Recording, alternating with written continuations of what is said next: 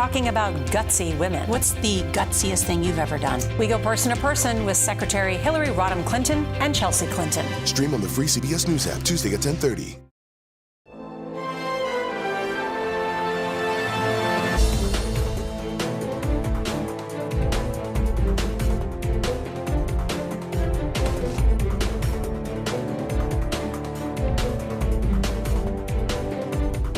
Everyone, I'm Nicole Killian coming to you from our Washington, D.C. bureau. It's good to be with you. Thanks for joining us. Here's a look at some of the stories we're watching right now.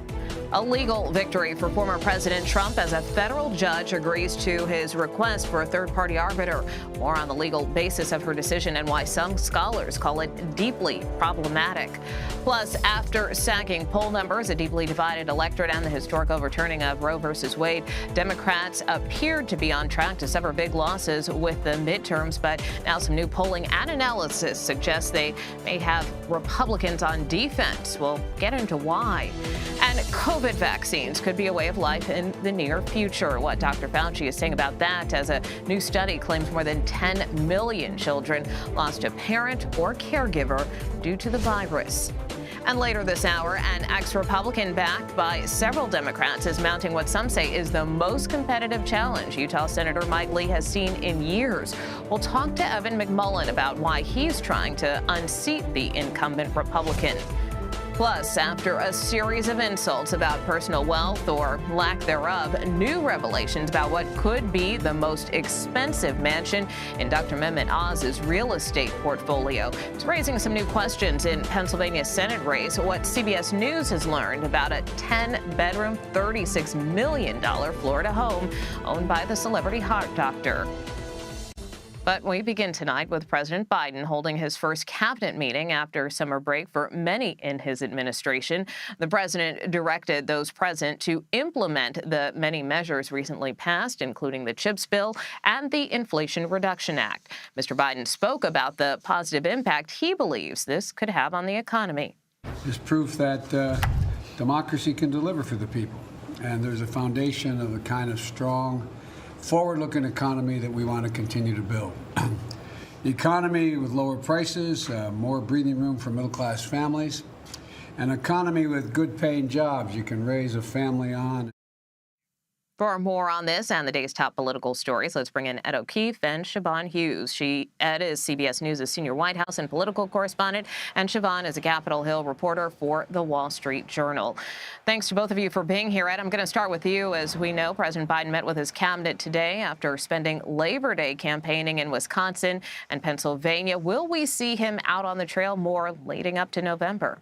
We will, and it's a mix of political and official events. Friday, for example, he's going to what's going to be one of the biggest days in Buckeye State history, at least this century. They're breaking ground on a major semiconductor manufacturing plant outside Columbus, Ohio, that's expected to create thousands of jobs, a big accomplishment there for state leaders, but also emblematic of one of the most bipartisan things Washington has done this year, passing that legislation that buoys the nation's semiconductor industry.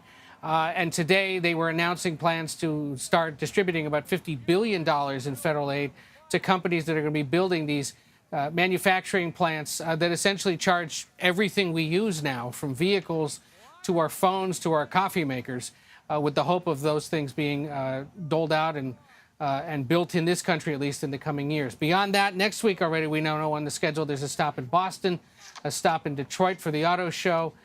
Trying to go to places where he can rally the base, but then go to battleground states where they have competitive either governor, senate, or House races. There's a handful of House and a governor's race in Michigan that certainly would be seen as competitive by Democrats. And we'll continue to see him out there in that kind of fashion now with the 9 weeks to go. White House so far pretty pleased with how the last 2 weeks have gone and how his numbers are starting to turn around, because they get to talk about now the things that Congress and the White House accomplished this summer, and do it at a time when Americans are starting to pay more attention and prepare for the midterms. But, Ed, even if the president and the White House feel good about what they've accomplished, if the president gets back out there, do Democrats want his endorsement? There is that. And that is why he's not holding overt, explicit political campaign-style rallies or events. You notice, for example, when he was in Wisconsin on Labor Day, Mandela Barnes, the Senate candidate, did not appear with the president. He was up in Racine while the president was in Milwaukee. Yes, he met yesterday briefly in Pittsburgh with John Fetterman, the Senate candidate, but they've avoided each other a few times when the president's been in Pennsylvania. You're not going to see the president most likely going to campaign-style rallies until October. I think what they're trying to do here at the White House is get him out there in a more official capacity, maybe tack on a fundraiser, invite the candidates to sit in the audience kind of thing.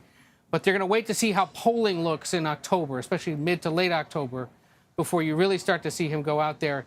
If there's a race or parts of the country where it makes sense for him or the vice president or the first lady to go to help rally a candidate, they'll do that.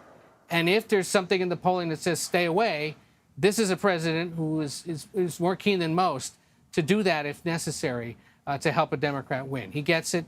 He's made that clear to his team.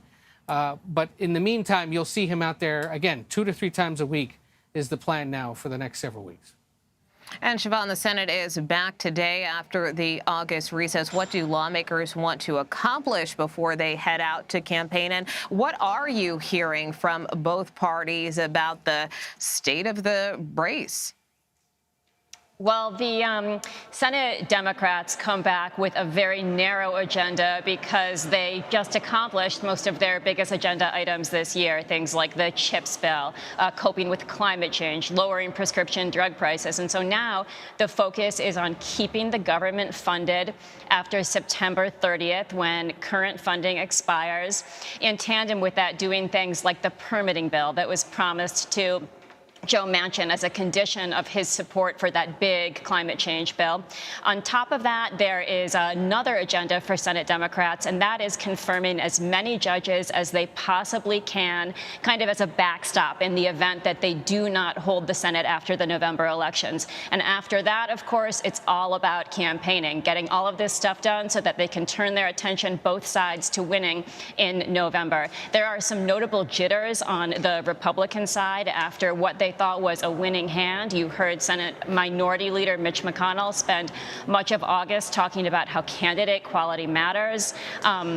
You're seeing a bit of a rift between the NRSC chairman, Rick Scott, and Mitch McConnell over candidate quality, over some financial difficulties that the NRSC is facing. And in fact, just a few moments ago, a bunch of us reporters were standing outside Mitch McConnell's office as a notably agitated Rick Scott marched in there. So we're all waiting to see whether they are able to sort out their differences in that meeting. But it's a combination of a very tense time politically and a time of a narrow agenda for the Democrats.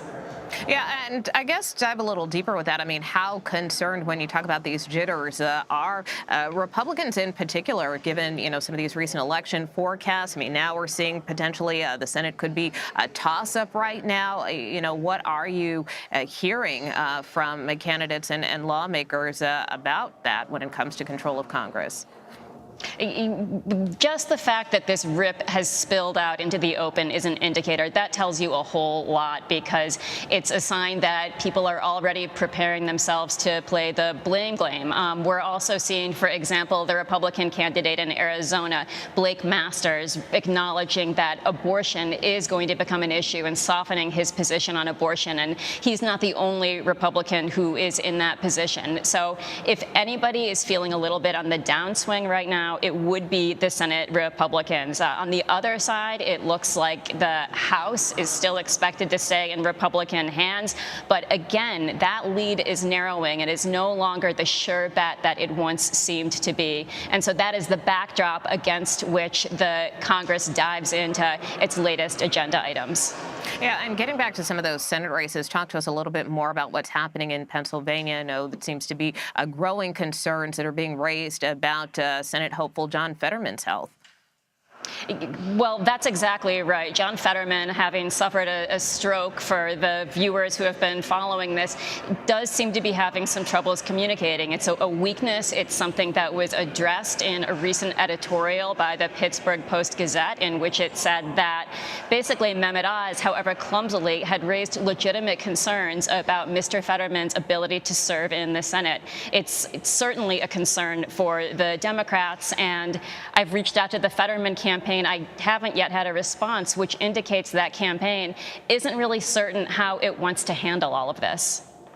And Ed, I know we're talking a lot about domestic politics, but turning to foreign policy now, President Biden says that he doesn't believe Russia should be branded as a state sponsor of terrorism. That is despite calls by Ukraine and even some members of Congress for the administration to make that type of designation. What is the president's rationale here? It came up in all the White House, the State Department, and the national security briefings today with reporters. Why not was the question. And in essence, the answer is it wouldn't be seen as constructive or helpful at this time, given that there still are issues. Important to remember that the United States and Russia do have to talk to each other about, whether it's things like the space program or elements of logistics and deconflicting in Ukraine, in Syria, in other parts of the world. The Iranian nuclear talks, for example, is another place where the two sides might have to engage or have engaged, at least indirectly. And so the president just doesn't see that as a helpful or constructive move. Yes, Ukraine's president, in an interview with another American television network, has suggested that he's pushing the White House to do that. But the answer again today from officials and from the president last night as he got back here to the White House was not going to happen. And then just very briefly, I know the president also spoke to the new UK Prime Minister, Liz Truss. How did that call go?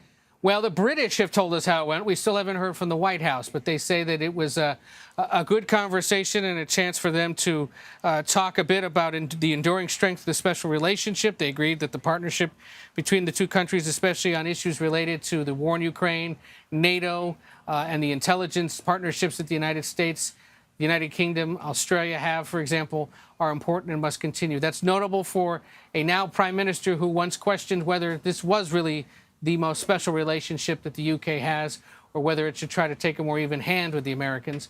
No word on whether these two will meet in person at some point soon, whether it'll be a special visit, whether it'll be at the United Nations General Assembly meetings later this month. But the president had signaled he was happy to have this conversation with her today. Liz Truss, now the third woman and the 15th prime minister summoned to the Queen to form a government. So we'll see where that relationship goes. All right, Ed O'Keefe and Siobhan Hughes, thanks so much. A federal judge has granted former President Trump's request for a special master to look over documents seized by the FBI in its Mar-a-Lago raid. The Justice Department opposed the addition of a so-called special master. That's a neutral third party appointed by the judge. Judge Eileen Cannon, who was appointed by the former president, said that he faces, quote, unquantifiable potential harm if more sensitive information is made public. Potential special master candidates must be proposed by Friday.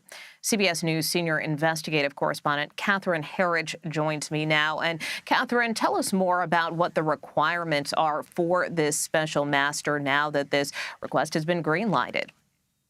Well, Nicole, buried in this 24-page order from federal judge Eileen Cannon are some of the criteria. First and foremost, she's asking the parties to come up with a mutually agreed list of potential candidates as special master.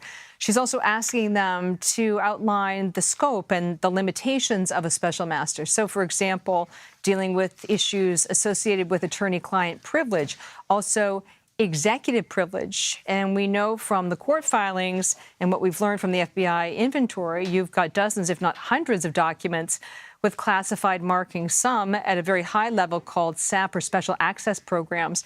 So ideally, you want to find a candidate who has a high level clearance, who would be able to sift through all of the documents, even these documents that are marked classified. And there's not a big pool of people to really choose from who check all of those boxes. So at the very least, it could slow down or really sort of desync the process for the Justice Department. And what is the potential timetable for this?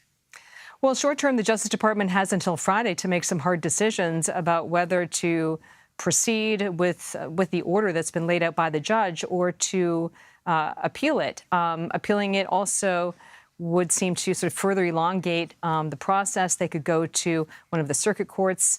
If either party lost at the circuit court, they could then appeal to a full hearing at that court, what they call an en-banc hearing. So again, you can see that this process has really been slowed down in the sense that the Justice Department and FBI are able to still assess the records that were in their possession before Mar-a-Lago, but the judge in this case has enjoined them or told them they cannot look at these other records until this issue of being sorted and whether a special master is appropriate in this case. And from your sources, what is the expectation in terms of the Justice Department? Do you get a sense that they will appeal?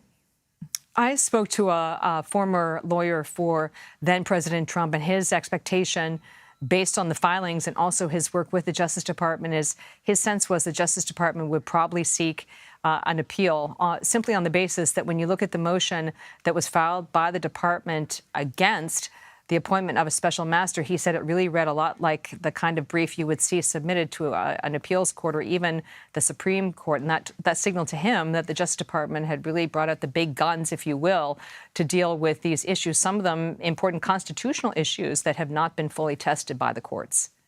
All right, Catherine Herridge, thanks so much. You're welcome.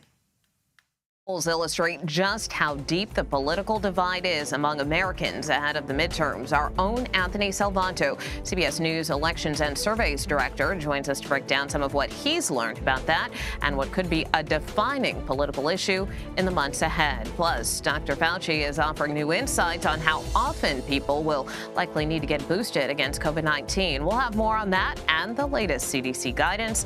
You're streaming Red and Blue.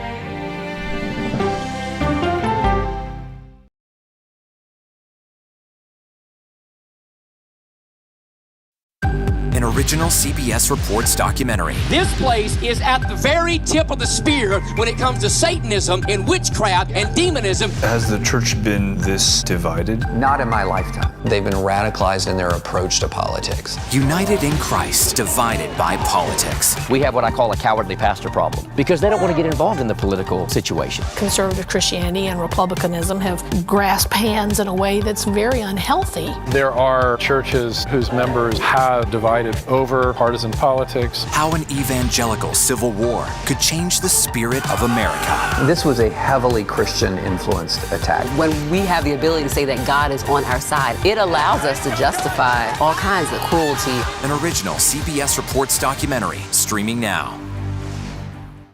I'm Nora O'Donnell in our nation's capital. We're here at the White House with the President of the United States. Thanks for having me. I appreciate it. We've never done an interview like this before. That's correct. Tonight, a congressional investigation sparked by reporting from CBS News. What's your message to consumers? They need help now. Tell him I feel it. The CBS Evening News with Nora O'Donnell from Washington, D.C. on CBS and streaming on Paramount Plus. We will witness yet another moment in history. Want to go someplace new? Yeah, you do. See something new. Learn something new. Meet someone new. Nate B in the house. There's always something new under the sun. CBS Mornings, weekdays. When weather is about to get extreme. We're talking about hail, we're talking about tornadoes, damaging wind. Every second counts. Let's now take a look at what that really means to you. That's why CBS News and the Weather Channel have come together to bring you virtual weather technology so advanced, so real. We can show you what it's going to look like when the storms come through. You'll see what will happen, where it will happen, before it does. Feel the forecast on CBS News. Time to get prepared. People from every corner of America facing challenges. Everyone is just looking for some type of connection. Just raise your hand and say, hey, I'd like to help. Coming together to find solutions. We are going to do something about it. Their stories are our stories. Welcome to Eye on America. Stream now on the free CBS News app. CBS News Sunday Morning with Jane Pauley on CBS. We have an inspiring story that started with a strange act of kindness. Yeah. We found it. You're kidding me! We got it. We share stories that lift you up and brighten your day. The Uplift. Stream on the free CBS News app. Stories that inform, inspire, and brighten your day. I've been waiting patiently for something like this. Make every day a little more like Sunday morning. Here comes the sun. Stream on the free CBS News app Tuesday mornings. Voters in Massachusetts are heading to the polls for today's GOP primary for governor. Former state representative Jeff Deal is going up against businessman Chris Doty. Deal has the endorsement of former President Trump and has repeated falsehoods about the 2020 election. The winner will face off against Democratic Attorney General Maura Healey in November. Voters will also cast ballots for Attorney General and Secretary of State. Recent CBS News polling paints a picture of a country divided on many issues, including at the very basic levels of our government itself. Anthony Salvanto joins us now to break down these polls. He is CBS News Executive Director of Elections and Surveys. Anthony, thanks for being with us. Last week, the president said democracy was under assault in Philadelphia during a speech. Do people in this recent polling believe that to be the case as well? Well, they do, though, for very different reasons, depending on which side of the partisan split you're on. Let me start with this, Nicole.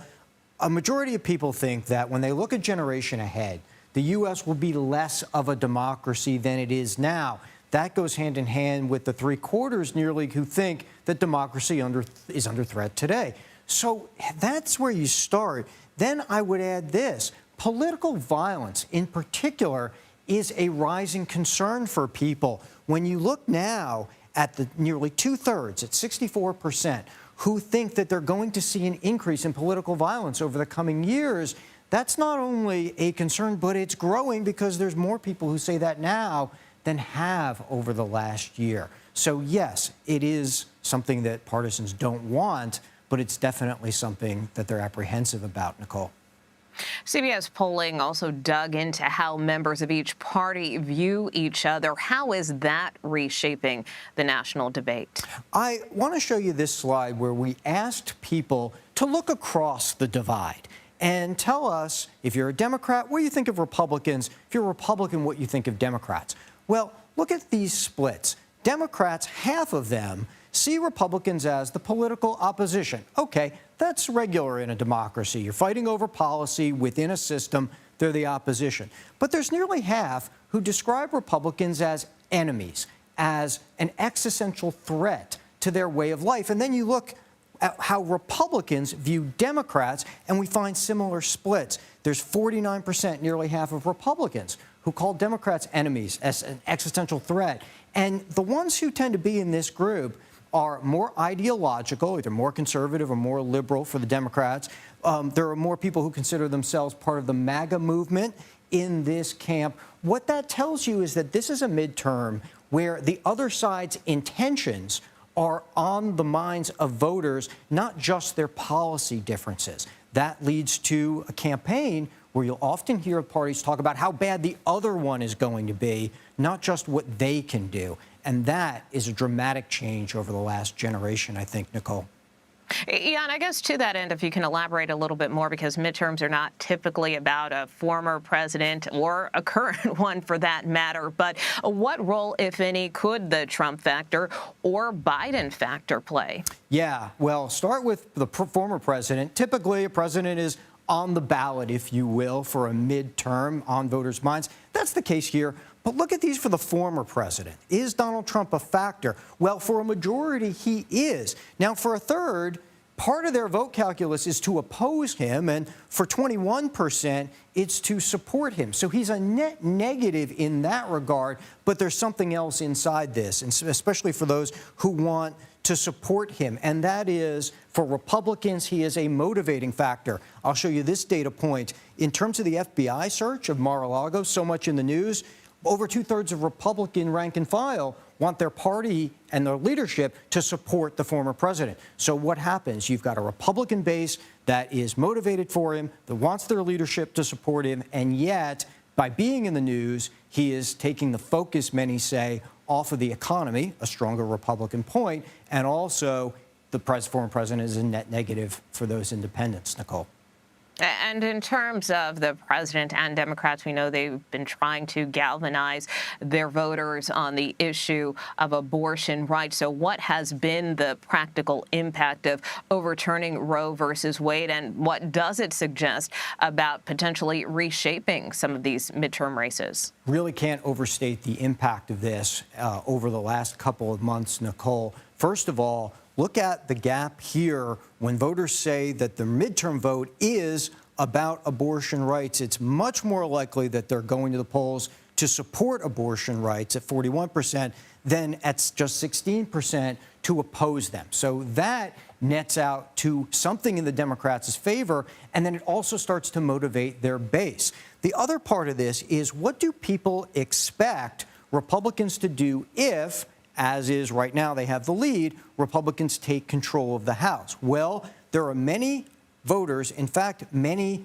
Democrats, who think that one of Republicans' top priorities is going to be restricting abortion access. What that means is that you've got a factor here that has moved in the last couple of weeks, has moved many women voters towards the Democrats, making up some of those gains that the Democrats need in order to do well. And so it's going to be a really important factor. Again, you just can't overstate how much impact that has had so far, Nicole.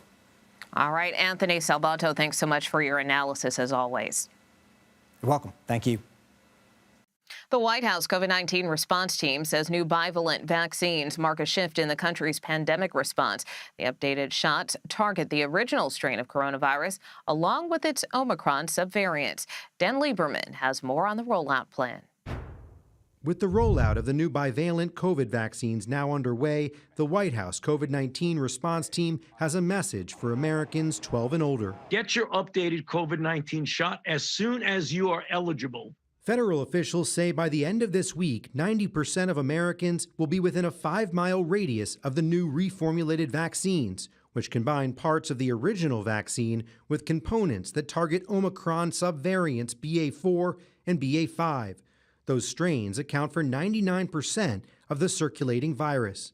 For the first time since December of 2020, these vaccines, our vaccines, have caught up with the virus. Health experts say, barring a major curveball, it looks like we'll eventually treat COVID like the flu, with a vaccine each year matched to the strains in circulation. For a large majority of Americans, we are moving to a point where a single annual COVID shot should provide a high degree of protection against serious illness all year. High-risk Americans, including the elderly, may continue to need more frequent vaccinations. Officials are also calling on Congress for more funding.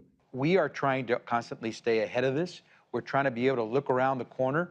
It gets tougher and tougher as you get fewer and fewer resources. The government website that offered free at-home COVID tests has already shut down because of a lack of funding. Dan Lieberman, CBS News, New York. A critical nuclear power plant in Ukraine is under a potentially catastrophic threat as Russia continues its military assault, why it's now forced to rely on backup power, and why the head of the UN says the Zaparisia plant poses a maximum danger for our world. A Republican turned independent is trying to make Utah's Senate race more competitive, why Evan McMullin thinks he has a chance to beat historic headwinds in his bid to unseat Senator Mike Lee. You're streaming CBS News.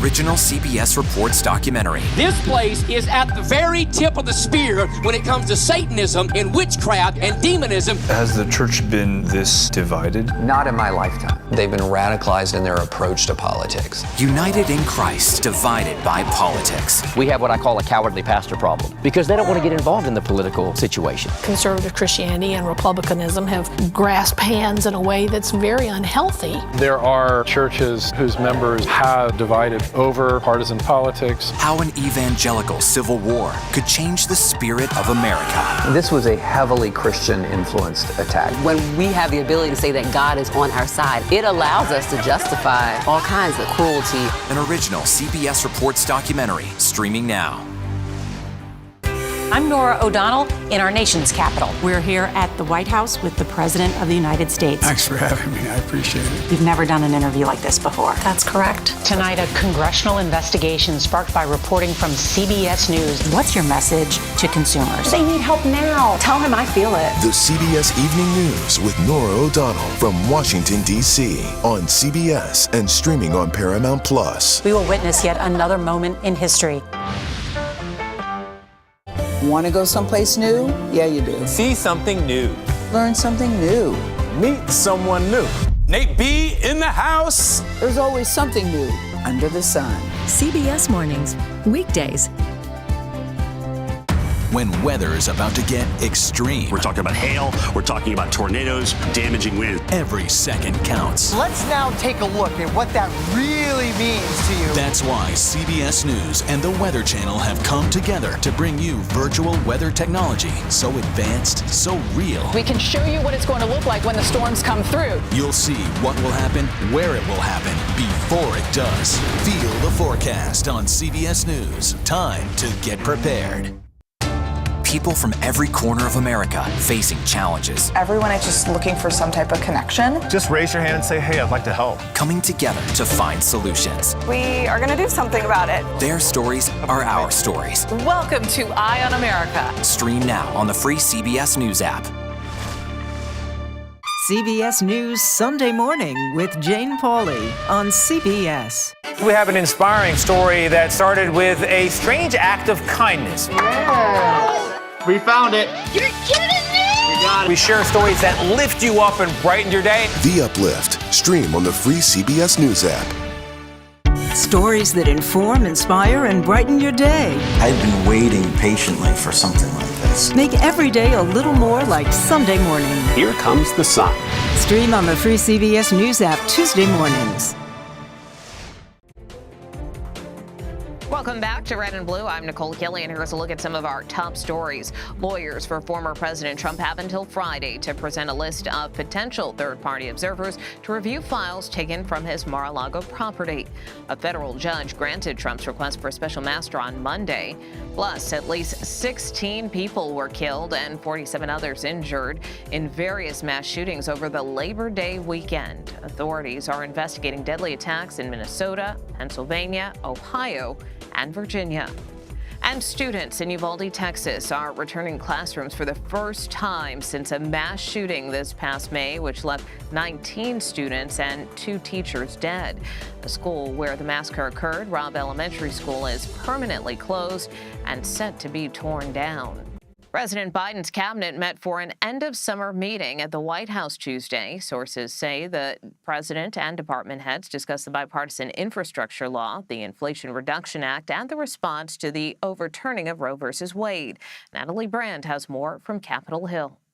Center for the World. In his first cabinet meeting since March, President Biden talked about his administration's plans to implement several major bills he's signed into law this summer, including the sweeping Inflation Reduction Act. I'm incredibly optimistic about the future that we're building here in this country. But it requires solid work making these laws work. The devil's in the details. The president also received an update on his administration's response to the Supreme Court's decision overturning Roe v. Wade, striking down the constitutional right to abortion. More than a dozen states have enacted near-total bans on the procedure. With midterm elections just 2 months away and control of Congress at stake, President Biden has begun traveling to key battleground states. Democrats believe the abortion issue will drive voters to the polls this fall. In a new Wall Street Journal poll, voters said the Supreme Court ruling on abortion rights is motivating them to cast their ballots more than inflation. A vote for a Democrat, a vote for myself, is a vote for abortion rights. I'm, strongly pro-life, but I have 3 exceptions, life of the mother being an important one, rape and incest. Some Republican candidates are playing defense on abortion while trying to score points on other issues with their base. Inflation is running rampant. Crime is out of control. The latest CBS News Battleground Tracker polls for the U.S. House and Senate predict much narrower GOP margins than previously expected. Later this week, President Biden heads to Ohio to tout plans for boosting manufacturing. Natalie Brand, CBS News, Capitol Hill. In a key U.S. Senate race in Utah, an independent candidate could be within striking distance of the Republican incumbent. Evan McMullin, a Republican turned independent, is facing off against Senator Mike Lee in November. The former presidential candidate is attempting to gather support from both sides of the aisle. While McMullin is considered the underdog in the race, some polls have shown the two candidates separated by single digits. For more on this, Evan McMullin joins us now. He is an independent Senate candidate in Utah. Also a note that we extended an invitation to your opponent, Senator Lee, but his campaign has not yet responded. Evan, thanks so much for being with us. I want to really kind of start out with the dynamics of this race. How are you trying to make it more competitive? And I know that you have a big rally tomorrow. So what is your message to voters as you enter this post-Labor Day sprint? Well, thanks, Nicole, for having me on. It's a pleasure to be here. This race continues to tighten. Those polls that you shared are the most recent public polls. However, we've seen the race continue to tighten even since that, even more so. And so what we're doing here in Utah is something unique in American politics. We're building a coalition of Republicans, Democrats, and independents to stand up to our broken politics, to stand up to the politics of division and extremism that are doing so much damage to our country and that our incumbent senator here, Senator Lee, has come to embody. We know that our state's interests and our country's interests are poorly served by the politics of division and extremism. And so we'll be talking about that at the rally tomorrow and about Senator Lee's attempts to topple our democracy by overturning our last election. He was involved in the effort to recruit fake electors to do that. And that's just not something that most Utahns are going to stand for. We believe in the Constitution. We believe in our system of self-government, our democratic republic, and we're building a coalition to defend it. And why do you think a more centrist message, if you will, is one that will resonate with voters despite the steep climb of third-party candidates that they sometimes have historically faced in this country? Well, most of the time, independents run against both parties at the same time, and they don't build coalitions, and that's why they struggle. But in this case, we're taking a different approach. I've invited Democrats, independents, and Republicans to join this effort, and they are. Principled Republicans are supporting us. The Democrats voted not to field their own candidate, but rather to join our campaign. The third party, the United Utah Party here in Utah, they voted to do the same. And so we've made a tremendous amount of progress already, learning lessons from past independent campaigns about how the way to win as an independent is to build a cross-partisan coalition. And people, frankly, are fed up with the broken politics now that are causing so many problems in our country. Out here in Utah, we've got higher inflation than almost every other state, high costs of health care. We're in a severe drought. We have water shortages, air quality issues.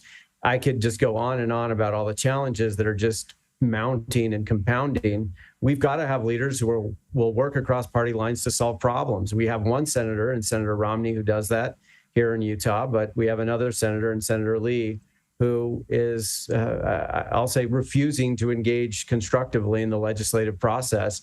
And Utah just can't afford that any longer. We've got to have change, and most Utahns want it. As you're well aware, Mormon voters are a key constituency in your state.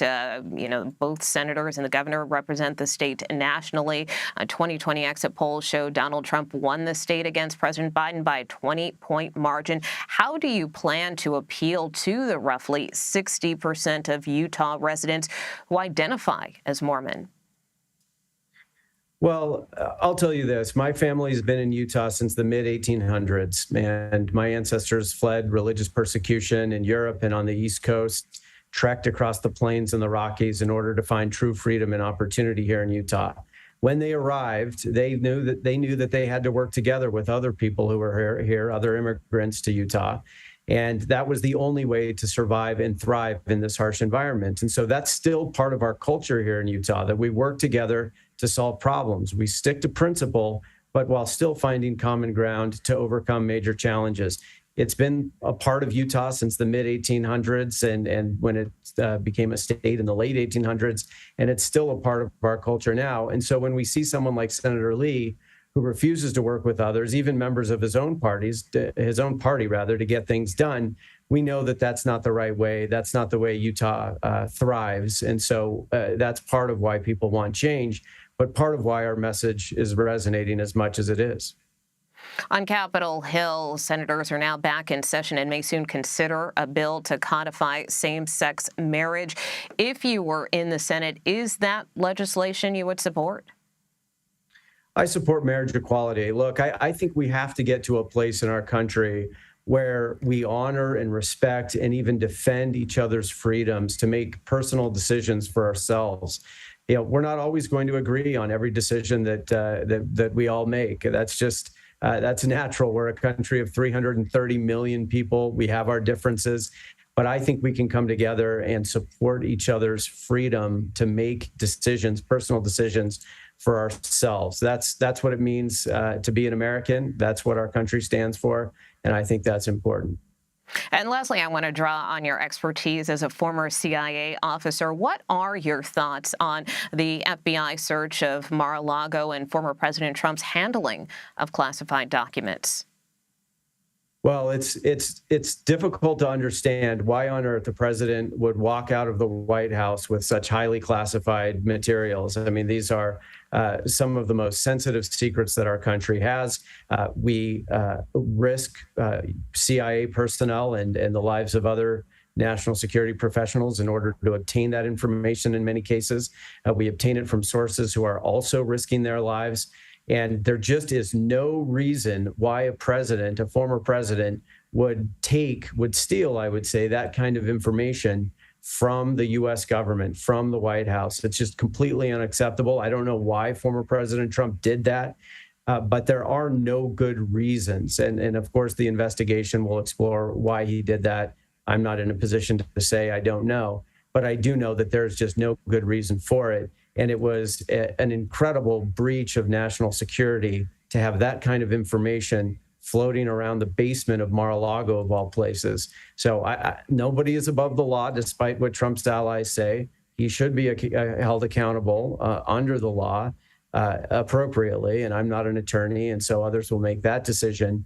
But I do think that those who claim that he somehow is above the law on this are dead wrong. We have to protect our national security. It's about protecting Americans, keeping Americans safe. And a big part of that is ensuring that our national security information and our ability to obtain it is protected, even from former presidents who treat that information carelessly or recklessly, as it may be. All right, Evan McMullen, we'll leave it there. Thank you so much for joining us. Thank you. Inspectors for UN Watchdog say there is an urgent need for steps to prevent a nuclear accident at Ukraine's Zaparisia power plant. The International Atomic Energy Agency is specifically calling for a ceasefire near the plant and the establishment of a protection zone around it. Europe's largest nuclear facility was captured by Russian forces shortly after the invasion of Ukraine began. Recent shelling near the site has damaged the plant's connections to 4 external power lines. The head of the inspection team says reliable connection to outside power is necessary for the plant's cooling equipment to prevent meltdowns. A U.S. intelligence filing has found Russia is in the process of buying millions of rockets and artillery shells from North Korea. In a briefing Tuesday, Pentagon Press Secretary Brigadier General Patrick Ryder confirmed the findings and spoke about Russia's growing need for military supplies. We assess that things are not going well on that front for Russia. So the fact that they're reaching out to North Korea is a sign that they're having some challenges on the sustainment front. The intelligence filing comes days after the Kremlin received initial shipments of drones from Iran, which the White House says are riddled with technical problems. Liz Truss officially became the United Kingdom's prime minister today. She talked about the road ahead after taking her new post, vowing to transform Britain into an aspiration nation. Our country was built by people who get things done. We have huge reserves of talent, of energy and determination. I am confident that together we can ride out the storm, we can rebuild our economy, and we can become the modern, brilliant Britain that I know we can be. The 47-year-old officially took office after meeting with Queen Elizabeth II, marking the 15th different PM during her 70-year reign. Truss is releasing an energy plan Thursday as Europe tries to wean off Russian oil and price spikes brought on by Moscow's military assault on Ukraine. Soaring prices, labor unrest, and addressing the healthcare system are also high on the agenda. Prime Minister Truss spoke with President Biden this afternoon. While Mehmet Oz is ramping up attacks on his challenger's health in Pennsylvania's Senate race, Lieutenant Governor John Fetterman continues to hammer away at the celebrity doctor's extensive real estate holdings. Our Graham Cates joins us next to explain why you're streaming Red and Blue.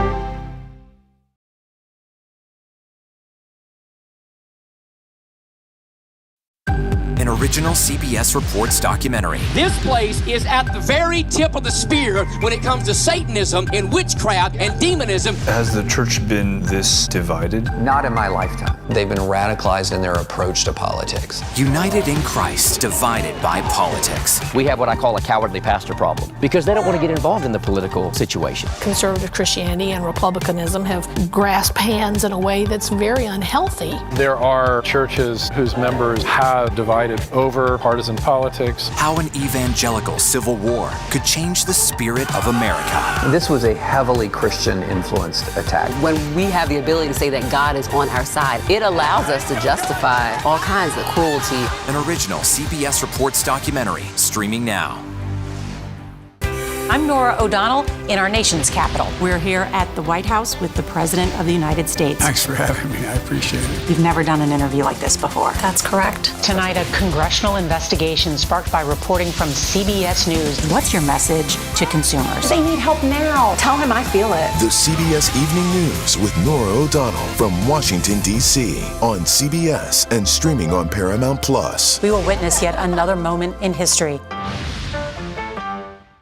Want to go someplace new? Yeah, you do. See something new. Learn something new. Meet someone new. Nate B in the house. There's always something new under the sun. CBS Mornings, weekdays. When weather is about to get extreme. We're talking about hail, we're talking about tornadoes, damaging winds. Every second counts. Let's now take a look at what that really means to you. That's why CBS News and the Weather Channel have come together to bring you virtual weather technology so advanced, so real. We can show you what it's going to look like when the storms come through. You'll see what will happen, where it will happen, before it does. Feel the forecast on CBS News. Time to get prepared. People from every corner of America facing challenges. Everyone is just looking for some type of connection. Just raise your hand and say, hey, I'd like to help. Coming together to find solutions. We are going to do something about it. Their stories are our stories. Welcome to Eye on America. Stream now on the free CBS News app. CBS News Sunday Morning with Jane Pauley on CBS. We have an inspiring story that started with a strange act of kindness. Yeah. We found it. You're kidding me! We got it. We share stories that lift you up and brighten your day. The Uplift. Stream on the free CBS News app. Stories that inform, inspire, and brighten your day. I've been waiting patiently for something like this. Make every day a little more like Sunday morning. Here comes the sun. Stream on the free CBS News app Tuesday mornings. The Senate campaign between Dr. Mehmet Oz and John Fetterman is heating up in Pennsylvania. At an event Tuesday, Dr. Oz accused his opponent of using medical issues to dodge participating in a debate. The Fetterman campaign declined the invitation, citing lingering symptoms from a recent stroke. The two candidates have also been sparring over the celebrity heart surgeon's property holdings in recent weeks. CBS News is learning more about Dr. Oz's Palm Beach mega mansion. The candidate bought the property with the help of a man embroiled in an immigration fraud scheme. For more on this, CBS News reporter Graham Cates joins us now. He has been reporting on the issue as part of CBS News investigations. Graham, as you know, Dr. Oz's properties have come up as an issue in this campaign, but what is significant in particular about this Palm Beach property? Well, from Dr. Oz's 18 known properties and property investments, this is by far the most valuable one. It's a big, historic mansion. It has 10 bedrooms. It's easy to see from the beach. It's kind of a very visible sign of the many holdings that he has. And that's one of the reasons we looked at it. But what was really interesting about it was that it's not just his name on the paperwork for the property or his wife, Lisa. It's also this other Florida attorney. His name is Leslie Evans, who also is involved with the house. And speak more specifically to that. Who is Leslie Evans and what has he been accused of? Leslie Evans is a real estate attorney, and right when they were buying the house in 2015, now there's no hint that Dr. Oz knew about this. He hasn't been accused of anything, but Leslie Evans was involved in this very large immigration fraud scheme. And now he ended up admitting earlier this year without pleading guilty to a set of facts related to the falsification of paperwork about a year before Oz bought this house.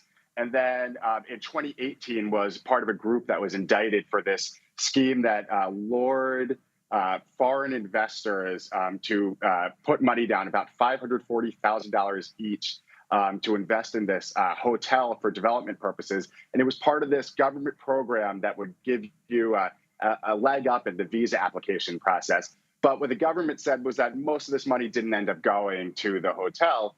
And 4 people ended up pleading guilty in this case. And Leslie Evans did not. He maintains his innocence to this day, and he's heading for what's called judicial diversion. But one of the things I asked was, did you ever tell Dr. Oz about this indictment or about a lawsuit that alleged $50 million in damages? And I didn't hear back from him on that. And I didn't hear back from the campaign about whether Dr. Oz ever found out about that. But one thing we do know is as recently as February of this year, Leslie Evans was still signing government documents related to the mansion. And he actually told me also, I've worked for Dr. Oz for years. And are there any other properties that have been criticized by the Fetterman campaign? Yeah, the Fetterman campaign has been kind of harping on this issue all summer long. They have had some viral social media videos that highlighted more this New Jersey mansion that Dr. Oz has. And that's because that's been his primary residence until a couple of years ago. For decades, they had a video that had the Jersey Shore star Snooki highlighting Oz's New Jersey residence. And they've really tried to push this idea that to them, he's an out-of-stater who's kind of parachuting in. And of course, Oz has sought to turn the page from that, like you said, by hinting at Fetterman's health issues and saying, we should be talking about the issues, not my investments. Graham Cates, thanks so much for your reporting. Thank you.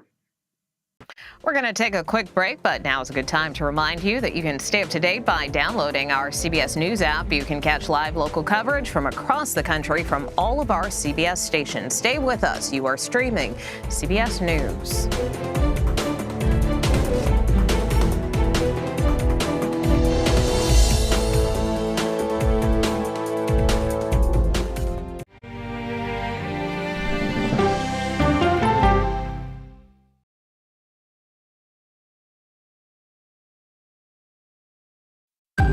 Original CBS Reports documentary. This place is at the very tip of the spear when it comes to Satanism and witchcraft and demonism. Has the church been this divided? Not in my lifetime. They've been radicalized in their approach to politics. United in Christ, divided by politics. We have what I call a cowardly pastor problem because they don't want to get involved in the political situation. Conservative Christianity and Republicanism have grasped hands in a way that's very unhealthy. There are churches whose members have divided over partisan politics. How an evangelical civil war could change the spirit of America. This was a heavily Christian-influenced attack. When we have the ability to say that God is on our side, it allows us to justify all kinds of cruelty. An original CBS Reports documentary streaming now. I'm Nora O'Donnell in our nation's capital. We're here at the White House with the President of the United States. Thanks for having me. I appreciate it. We've never done an interview like this before. That's correct. Tonight, a congressional investigation sparked by reporting from CBS News. What's your message to consumers? They need help now. Tell him I feel it. The CBS Evening News with Nora O'Donnell from Washington, D.C. on CBS and streaming on Paramount Plus. We will witness yet another moment in history. Want to go someplace new? Yeah, you do. See something new. Learn something new. Meet someone new. Nate B in the house. There's always something new under the sun. CBS Mornings, weekdays. When weather is about to get extreme. We're talking about hail, we're talking about tornadoes, damaging winds. Every second counts. Let's now take a look at what that really means to you. That's why CBS News and the Weather Channel have come together to bring you virtual weather technology so advanced, so real. We can show you what it's going to look like when the storms come through. You'll see what will happen, where it will happen, before it does. Feel the forecast on CBS News. Time to get prepared. People from every corner of America facing challenges. Everyone is just looking for some type of connection. Just raise your hand and say, hey, I'd like to help. Coming together to find solutions. We are going to do something about it. Their stories are our stories. Welcome to Eye on America. Stream now on the free CBS News app. CBS News Sunday Morning with Jane Pauley on CBS. We have an inspiring story that started with a strange act of kindness. We found it. You're kidding me! We got it. We share stories that lift you up and brighten your day. The Uplift. Stream on the free CBS News app. Stories that inform, inspire, and brighten your day. I've been waiting patiently for something like this. Make every day a little more like Sunday morning. Here comes the sun. Stream on the free CBS News app Tuesday mornings. Some possible trouble on the horizon for former President Trump's Truth social media platform. It has failed to garner enough shareholder support to get a one-year extension. After failing to turn a profit, stiffing vendors, and being unable to get Google to approve an Android version of its app, Truth Social faces a critical Thursday deadline to chart a path forward. That's a challenge for any app with only 60,000 users. The company says it has enough cash to last through next April. Well, that does it for us today. You can stream Red and Blue Monday to Thursday at 6 p.m. Eastern. And a reminder, if you want to watch previous episodes of the program, you can see them anytime on the CBS News website. Just head to cbsnews.com/redandblue.